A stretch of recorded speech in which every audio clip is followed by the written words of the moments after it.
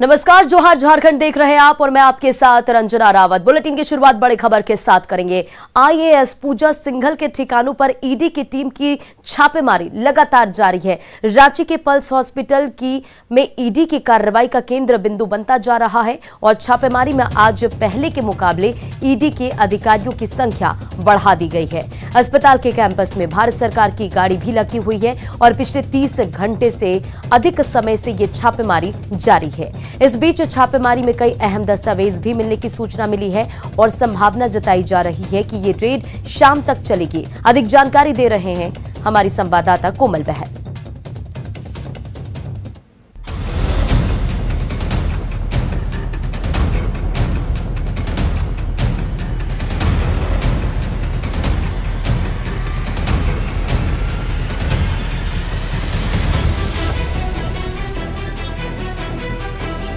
तो लगातार दूसरे दिन भी रांची के पल्स हॉस्पिटल के बाहर ईडी का रेड जो है जारी है और तस्वीरों के माध्यम से आप देख सकते हैं कि पल्स हॉस्पिटल के बाहर इस वक्त जो है भारत सरकार की गाड़ी लगी हुई है। भारत सरकार के वित्त मंत्रालय की ये गाड़ी है जिसका नंबर जो है 5312 बताया जा रहा है। तो ऐसे में जो यहाँ पे सीआरपीएफ के जवान भी मुस्तैद है, भारत सरकार की गाड़ी भी लग गई है। ये बातें ये बयां कर रही है कि ईडी की रेड जो है वो अभी भी जारी है और कहीं ना कहीं पल्स हॉस्पिटल जो है वो एक सेंटर पॉइंट माना जा रहा है। कई अहम दस्तावेज जो है वो हमें पल्स हॉस्पिटल से मिल रहे हैं। यहाँ तक कि पल्स सूत्रों के हवाले से जो हमें जानकारी मिल रही है वो यही है कि पल्स हॉस्पिटल से जो लैपटॉप बरामद हुए हैं उसके पासवर्ड जो है वो गायब है और अस्पताल प्रशासन से कर्मचारियों की छुट्टी पर होने की दलील दी जा रही है। तो इस तरह से जो है कई अहम दस्तावेज जो है पल्स हॉस्पिटल के बाहर से मिल रहे हैं। कैमरा पर्सन सन के साथ कोमल बहल, न्यूज़ 18 रांची। और आईएएस पूजा सिंघल पर ईडी की कार्रवाई लगातार दूसरे दिन भी जारी। इस पर अधिक अपडेट के साथ हमारे संवाददाता अविनाश इस वक्त हमारे साथ लाइव जुड़ गए, सीधा उनका रुख करेंगे। अविनाश, देखिए दूसरे दिन भी ईडी की कार्रवाई जारी है और जो अधिकारियों की संख्या है वो भी बढ़ा दी गई है। तो इस पूरे मामले पर क्या कुछ अधिक जानकारी है? नहीं, देखिए ये बड़ा ही अजीब है और झारखंड के इतिहास के लिए कहें कि जो झारखंड पूरे देश भर में गरीब राज्य के लिए जाना जाता है, वहाँ के अधिकारी या उनके जो संपर्क में लोग हैं, उनके पति के जो सीए हैं, उनके घर से अगर इतनी बड़ी संख्या में राशि की बरामदगी होती है तो ये अपने आप में एक सवाल पैदा करता है। कल से लेकर आज तक की बात करें और आज जिस तरह से अपडेट आ रहे हैं उसके मुताबिक अब जो ईडी की जो दबिश है और बढ़ा दी गई है। जैसा कि हमारे सहयोगी भी बता रही थी कि पहले के मुकाबले जो अधिकारी हैं उनकी संख्या बढ़ाई गई है पल्स हॉस्पिटल में। ये इसलिए किया गया है कि पल्स हॉस्पिटल का जो दायरा भी है, अगर आप देखें उस पूरे बिल्डिंग को, कहां कौन से कागजात रखे गए हैं और कल से लेकर आज तक किस तरह से उसमें अपडेट किए जा रहे हैं, क्या कुछ वहां हेरा फेरी हो सकती है, इन तमाम तरह की संभावनाओं को ध्यान में रखकर ये पड़ताल शुरू की गई है। निश्चित तौर पर ये जो पड़ताल है अभी और अगले कुछ घंटों तक चलेगी और जिस तरह से लगातार जो दस्तावेज मिल रहे हैं, जो साक्ष्य मिल रहे हैं, उसके आधार पर ईडी की जो कार्रवाई है वो ईडी के अगर हम सूत्रों के हवाले से भी कहें तो सही दिशा में जाती हुई नजर आ रही है। और बहुत सारे ऐसे तथ्य मिले हैं, न सिर्फ राशि की हम बात करें, बहुत सारे ऐसे कागजात मिले हैं जिससे ये पुष्टि होती है कि कैसे इस पूरे घर के या उनके जो सहयोगी हैं, उनके परिजन हैं, वहां ये कैसे वो कम समय में पैसे की उगाही हुई है, कैसे उन्होंने ज़्यादा से ज़्यादा पैसा कमाया है, किन सोर्स से कमाया है। आप अगर खूंटी से लेकर रांची तक की बात कर लें तो ये सारी चीज़ें अब जांच के दायरे में हैं। एक चीज़ यहाँ बताना और भी ज़रूरी हो जाएगा कि जो सीए हैं उनको अगर डिटेन कर लिया गया है और अब उनसे जो पूछताछ की जा रही है, कल तो जिस तरह से न्यूज़ 18 पर उन्होंने कहा था कि ये जो 17 करोड़ रुपए हैं, शुरुआती दौर में ही उन्होंने न्यूज़ 18 को बताया था कि ये पैसे उनके हैं, ये संभव नहीं हो सकता है। अगर अब जो जांच हो रही है इसमें कोई नाम आता है जिस ओर ईडी का लगातार इशारा कर रही है, वैसे तमाम लोगों के नाम जो आएंगे उनके द्वारा वो अब रडार पर होंगे। इसलिए कहा जा रहा है कि ईडी के कार्रवाई में अभी बहुत सारे ऐसे नाम हैं जिनका खुलासा होना बाकी है। थोड़ा इंतजार करना होगा और जैसे जैसे घंटा बढ़ेगा, जैसे जैसे ईडी के हाथ में साक्ष्य आएंगे, कागजात आएंगे, दस्तावेज आएंगे, वैसे वैसे लोगों की संख्या बढ़ती चली जाएगी। वाकई अविनाश, देखिए जो तस्वीरें निकलकर सामने आ रही है, अभी हालांकि इंतजार करना पड़ेगा, और जो इस वक्त टीवी स्क्रीन पर भी जो हम तस्वीरें लगातार दिखा रहे हैं वो भी एक चौंकाने वाली कि किस तरह से नोटों की गड्डी कैसे किसी के घर में हो सकती है। और देखिए इस बीच एक बड़ी खबर, ईडी की कार्रवाई पे ये बड़ी खबर, हिरासत में पूजा सिंघल का सीए सुमन हिरासत में लिया गया और सुमन को अपने साथ ईडी की टीम ले गई है। सुबह में ही ईडी को अपने साथ ले गई थी और दस्तावेज और कैश को लेकर पूछताछ की जा रही है। सुमन के भाई पवन को ईडी ने डिटेन किया था और सुमन के भाई पवन को ईडी ने छोड़ा है। तो देखिए ये बड़ी खबर आपको इस पूरे मामले पर बता रहे। सुमन के घर रेड की गई और रेड के दौरान करीब 19 करोड़ रुपए बरामद किए गए और इस पूरे मामले पर लगातार जो है ईडी की कार्रवाई जारी है। और देखिए ये बड़ी खबर आपको बता रहे लगातार कि ईडी की कार्रवाई से जुड़ी हुई ये बड़ी खबर, हिरासत में पूजा सिंघल का सीए सुमन और सुमन को अपने साथ ईडी की टीम ले गई सुबह में ही और दस्तावेज और कैश को लेकर लगातार पूछताछ की जा रही। तो ईडी की कार्रवाई लगातार जारी है और ये बड़ा खुलासा और बड़ी खबर आपको बता रहे हैं, जहां हिरासत में पूजा सिंघल का सीए सुमन है और दस्तावेज और कैश को लेकर पूछताछ होगी। आपको बताते चले कि कल जो कार्रवाई हुई उसमें 19 करोड़ से ज्यादा जो रकम है वो रिकवर किया गया और इस पूरे मामले पर ईडी की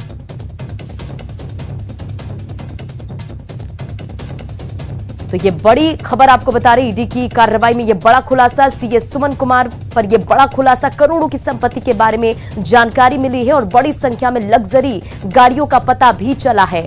आवाज से 6 गाड़ियों की चाबी भी जब्त की गई है। तो देखिए ईडी की कार्रवाई में ये बड़ा खुलासा, जहां पर सीए सुमन कुमार पर यह बड़ा खुलासा सामने आ रहा है, करोड़ों की संपत्ति के बारे में जानकारी मिली है, साथ ही बड़ी संख्या में लग्जरी गाड़ियों का पता भी चला है और घर से 6 गाड़ियों की चाबी भी ईडी ने बरामद की है।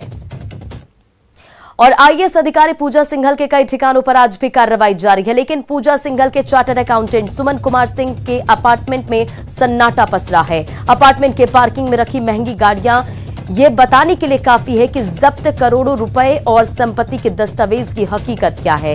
न्यूज 18 की टीम जब सुमन सिंह के आवास पर पहुंची तो परिजनों से ने बात करने से इनकार कर दिया और सुमन के भाई पवन भी न्यूज 18 के कैमरे से बचते हुए नजर आए। आईएएस अधिकारी पूजा सिंघल के चार्टर्ड अकाउंटेंट सुमन कुमार के अपार्टमेंट से ज्यादा जानकारी दे रहे हैं न्यूज 18 के संवाददाता संजय कुमार सिन्हा। सचिव पूजा सिंघल के ठिकानों पर शुक्रवार को ईडी की दबिश जारी रही।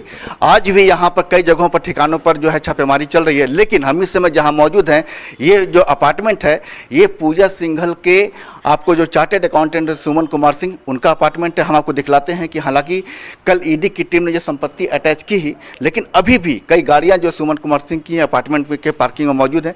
एक गाड़ी हम आपको दिखला रहे हैं कि जो एमएज यहाँ पर लगी हुई है, सुमन कुमार सिंह की गाड़ी बताई जा रही है। हमारे साथ यहाँ के गार्ड हैं। ये गाड़ी किनकी है? सुमन सर का। सुमन सर का। अच्छा, कुल कितनी गाड़ियाँ अभी भी हैं यहाँ पर? 3 गाड़ी। 3 गाड़ी है।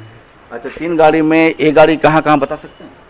ये गाड़ी तो अथी में कहीं कलकत्ता शोरूम में ले गए हैं कि कहाँ लगे हैं। हम 1 महीना से छुट्टी थी, हमने घर में थे। कब गाड़ी वो कब हटाए यहाँ से? नहीं मालूम, हम नहीं थे, 1 महीने की छुट्टी में थे तो अच्छा हम हाइजे नहीं थे। तो बता रहे हैं कि एक गाड़ी यहाँ पर अमेज लगी है, दूसरी गाड़ी की तस्वीर आपको दिखाते हैं। जैसा बताया जा रहा है कि यहाँ पर 4 से ज़्यादा गाड़ियाँ यहाँ पर थी, जबकि 3 गाड़ियाँ अभी भी मौजूद हैं।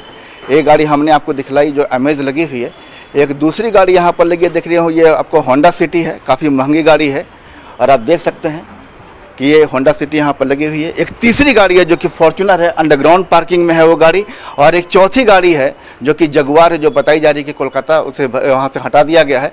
और इसके अलावा भी कई गाड़ियाँ हैं। कल ईडी की यहाँ पर कार्रवाई हुई थी, ईडी की टीम पहुँची थी, कई करोड़ों कैश बरामद हुए, संपत्ति के दस्तावेज भी जब्त किए गए हैं। संजय कुमार सिन्हा, न्यूज़ 18 रांची। और आइए अब आपको बताते हैं कि अब तक इस पूरे मामले में क्या क्या हुआ है। पॉइंट के जरिए, ग्राफिक्स के जरिए अब आपको बताने जा रहे हैं कि इस पूरे मामले में क्या कुछ हुआ है। मनरेगा घोटाले से जुड़े मामले में देश भर में ईडी की छापेमारी जारी है और ईडी के रडार पर झारखंड में माइनिंग सेक्रेटरी के पद पर काम कर रही आईएएस पूजा सिंघल रही। ईडी ने पूजा सिंघल के पति के सीए सुमन कुमार के घर पर छापेमारी की और छापेमारी में अब तक 19 करोड़ 31 लाख रुपए जब्त किए गए हैं।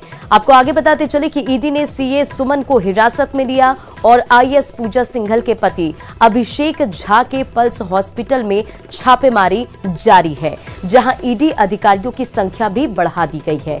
लालपुर में पैंटालून्स के 7वीं मंजिल पर भी ईडी ने छापेमारी की। तो अब तक इस पूरे मामले में क्या कुछ हुआ है वो आपको बता रहे हैं, और यहां भी ईडी को कई अहम दस्तावेज मिले हैं।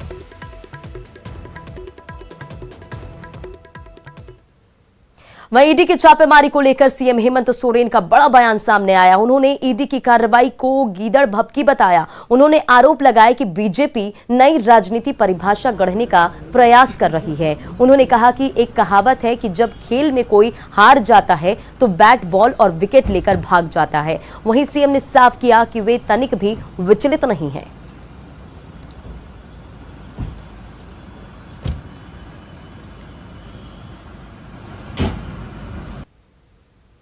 देखिए, ये सब गिदड़ भभकी है, ये हम लोग अपवाद नहीं है।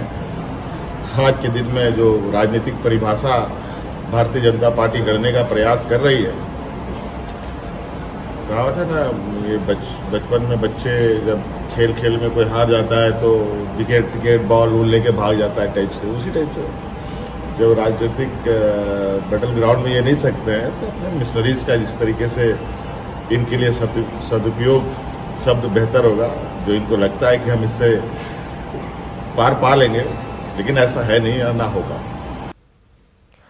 और ईडी की कार्रवाई से सुर्खियों में आए रांची के पल्स हॉस्पिटल का एक और कारनामा सामने आया। यहां अस्पताल प्रबंधन पर युवक के शव को बंधक बनाने का आरोप लगा है। पिठौरिया के रहने वाले करण लोहरा का 30 अप्रैल को 10वीं बोर्ड की परीक्षा देने जा रहा था और इसी दौरान उसका एक्सीडेंट हुआ था। परिजनों ने बेहतर इलाज के लिए उसे पल्स हॉस्पिटल में एडमिट कराया था।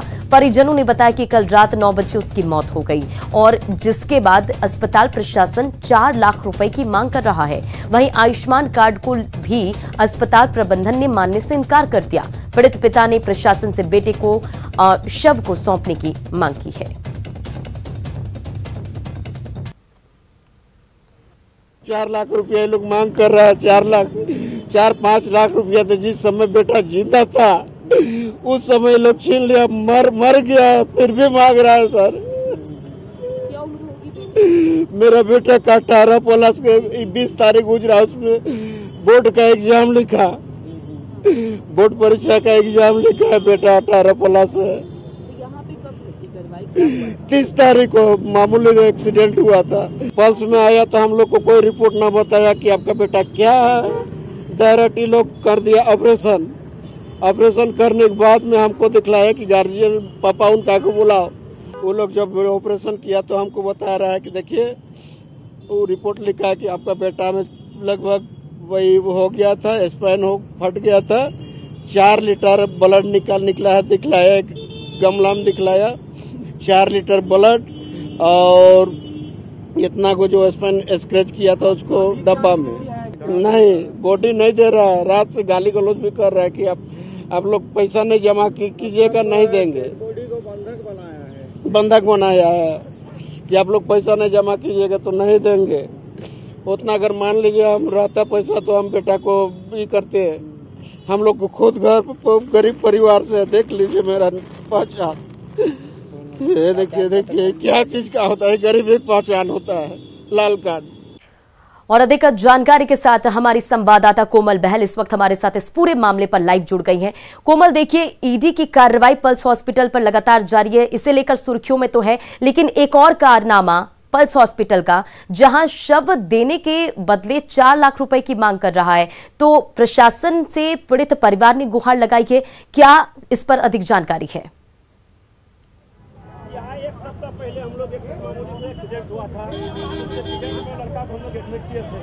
कोमल, आप तक आवाज पहुंच पा रही है?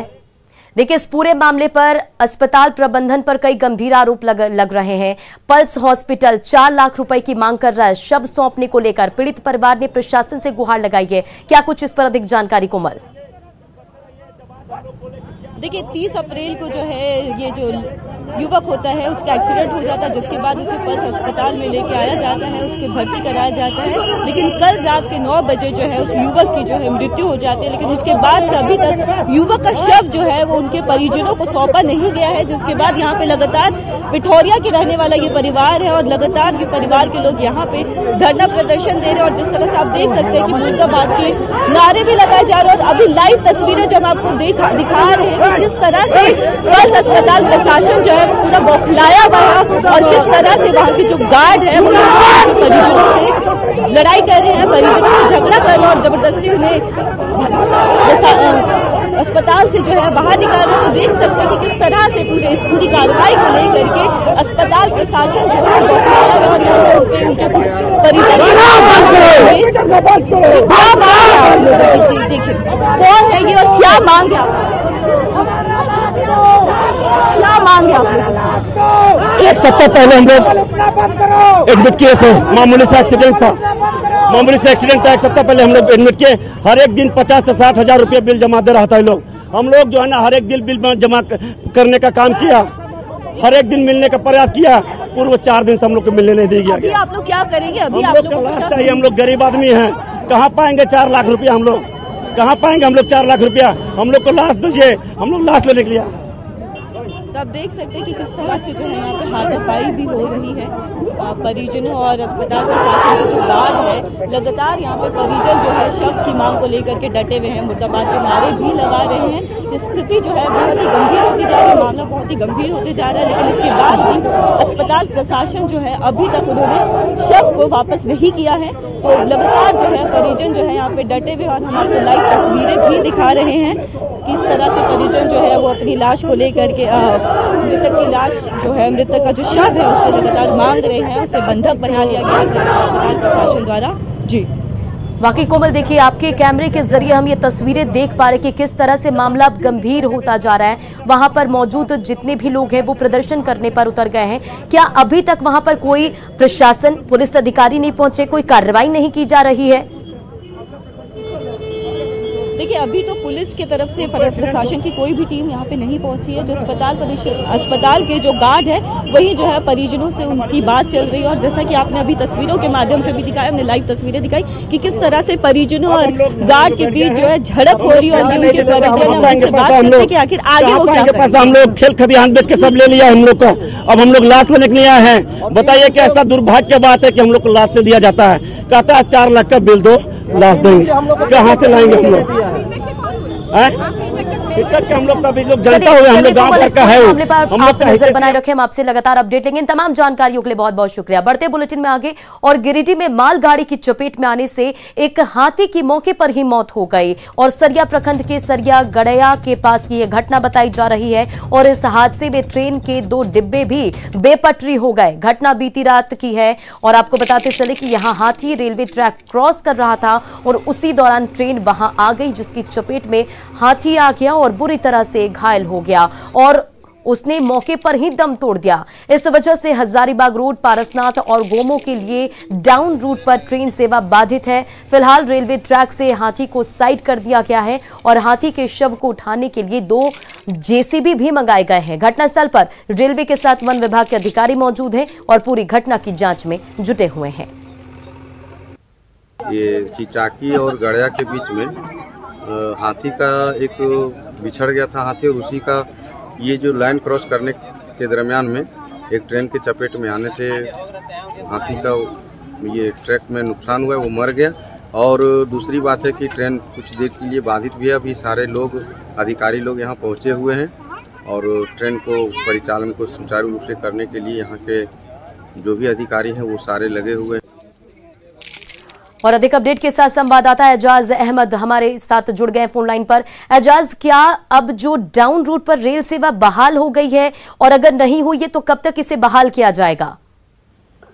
जी, जब तक हाथी का शव रेलवे ट्रैक पर पड़ा हुआ था उसी दरमियान टाइमिंग भी था ट्रेन का, जो पारसनाथ, गोमो और हजारीबाग जो रूट था वो ट्रेन उस टाइम जब तक हाथी का शव वहां पे पड़ा रहा, जब तक जेसीबी नहीं पहुंची, तब तक जिस उस टाइमिंग पे जो ट्रेनें थी उसे कैंसिल किया गया, रूट डाउन कर दिया गया था। लेकिन जब हाथी के शव को वहां से हटाया गया है और साइड में कर लिया गया है, उसके बाद से ये समस्या दूर हो गई है और उसे इस रूट को बहाल कर दिया गया है। वहीं दूसरी ओर आपको बता दें कि जो ये घटना घटी, ये बहुत ही दुखद घटना है। इससे पहले भी 2 महीने पहले भी एक घटना घटी थी और आए दिन लगातार यहाँ पे जंगली जानवर इसी तरह रेलवे ट्रैक में आके कट के मरते रहते हैं। बावजूद विभाग के द्वारा, ना ही फॉरेस्ट विभाग के द्वारा और ना ही रेलवे डिपार्टमेंट की तरफ से कोई व्यवस्था यहाँ पे किया जा रहा है, क्योंकि यह जंगली इलाका है, यहाँ पे कई जानवर रहते हैं और आना जाना लगातार, जानवरों का ट्रैक क्रॉस करना लगातार लगा रहता है। बावजूद किसी भी तरह का व्यवस्था नहीं किया गया, अल्टरनेटिव रूट नहीं निकाला गया है ताकि जो जंगली जानवर हैं वो एक जगह से दूसरी जगह जाके क्रॉस कर सके।